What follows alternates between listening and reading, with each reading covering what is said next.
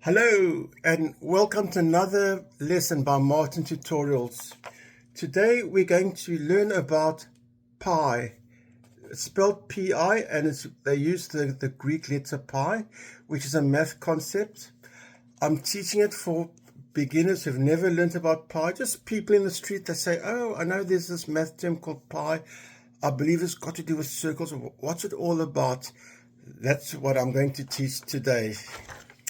To begin with, let's learn about proportionality because I'm going to use this to explain pi. You see, here we've got a photograph and that's the same photograph increased in size. This was taken about 15 years ago. That's me, and for those who live in the Greater Toronto area, that's Kevin Frankish of Breakfast Television. And another story is how do I end up having my picture next to him? That's another story, but I was honored to have my picture taken next to him. These two pictures are exactly the same, except one's a bigger size. Even though one is bigger, in relation to everything in the picture, everything's the same. So let's say, for example, in this building, let's say this window is the width is double that of the height. For example, over there, it would be double the height. Okay, let's just say this, we'll call him Mr. Photobomb. Let's say the height of his head is exactly 3.5 times smaller than the height of his head, just because of the location we're standing. In this picture, his head times 3.5 gives that head. In this picture, his head times 3.5 gives that head, because it's in proportion, everything increased together. And I'll just make up one more fun example. Let's say these two windows are exactly the same size. They will be exactly the same size in this picture because all increases together. Any comment we make about sizes in relation to each other will be the same in the next picture because they all grew together. It's the same concept with circles and with any shape. Let's pretend we even have a photograph of a circle and we keep changing its size. By the same concept, surely relative to each other, everything will stay the same, and it will. And the next question, the line through the middle of the circle. And I'm going to very quickly teach a little bit of vocabulary. The line through the center of the circle is called a diameter. And there's two words I can use for the outside of the circle. I can call it perimeter or I could call it circumference. Both are correct. And here's a good example. If I see a dog, I see a chihuahua walking on the street, I can call it a dog and I can call it a chihuahua. They're both correct. It's about context. A chihuahua is a type of dog. Same thing. Perimeter is the outside of any shape. It could be a circle, it could be a square. It's the line forming the boundary. I could talk about the perimeter of a garden, a perimeter of a property, a perimeter of an unusual shape. Whereas circumference is the perimeter of a circle. Okay, and one definition of a circle is all the points that are the same distance from the center of that circle. Okay, so that's also called a circumference. The perimeter of a circle is specifically called a circumference. So a circumference is a type of a perimeter, but a perimeter is not always a circumference. It's the same way a chihuahua is always a dog, but a dog is not always a chihuahua. So if I get back to that, let's say we compare the length of the line, the diameter versus the line of the circumference.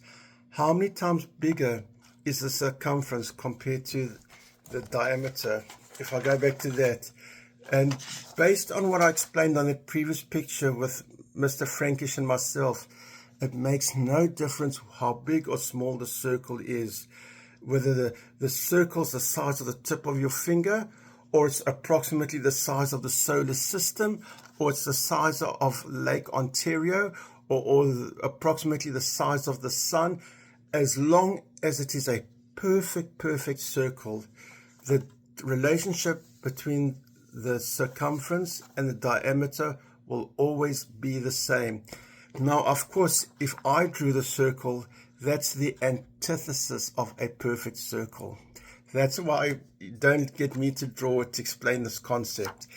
And that constant relationship, no matter what the size of the circle is called pi.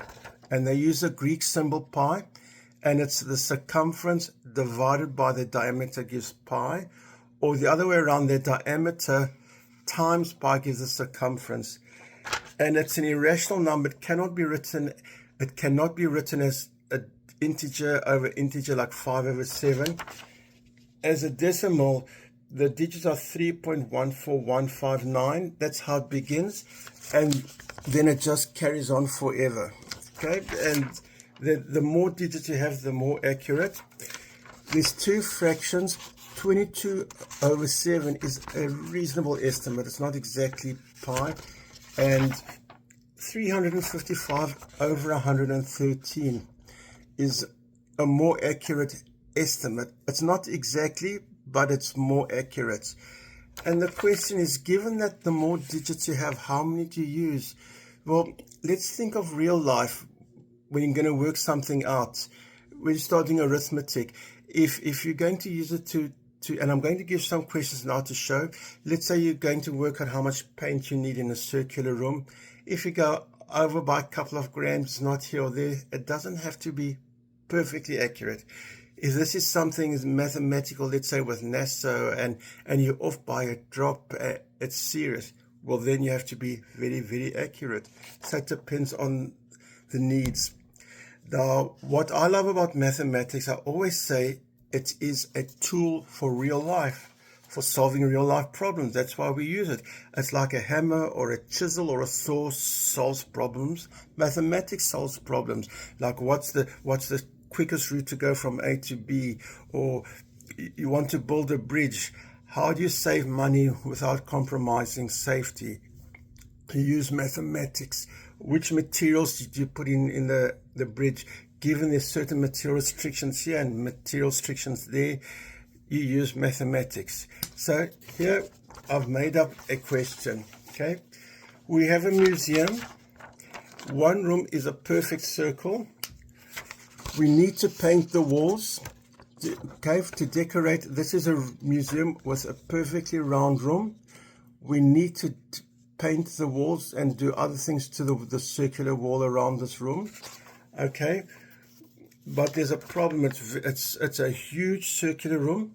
It's very difficult in a big circular room. It's very difficult to measure a circular room. Like, how do you do it? You get someone to hold the measuring tape. So what we can do, instead of going around the circular room, we can measure the diameter, multiply by pi, and we'll get the circumference or the perimeter around this room. And we measure across and we get 11 meters. Great. So 11 times pi gets me the circumference, and it comes to 34.5575 meters. See, I've just used pi. Here's one example how we can use pi. A big circular room, it's very difficult to measure around in a circular room. We measure the diameter, multiply by pi, and we get the circumference, because it doesn't matter how big or small the circle is. If we take the diameter, multiply by pi, we get the perimeter or circumference, because it's the same ratio no matter how big or small the circle is.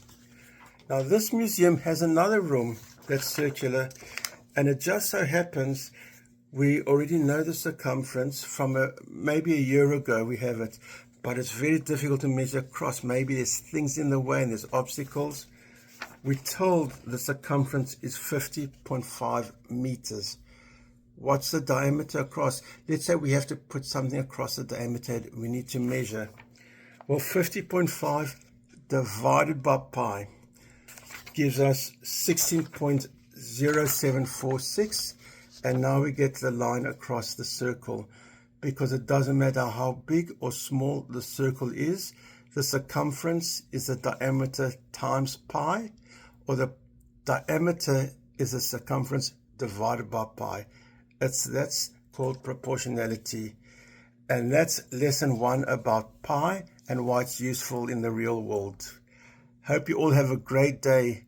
Now to eat some pie. Well, I have to be careful. It's not too good for my diabetes. I'll find a sugarless pie.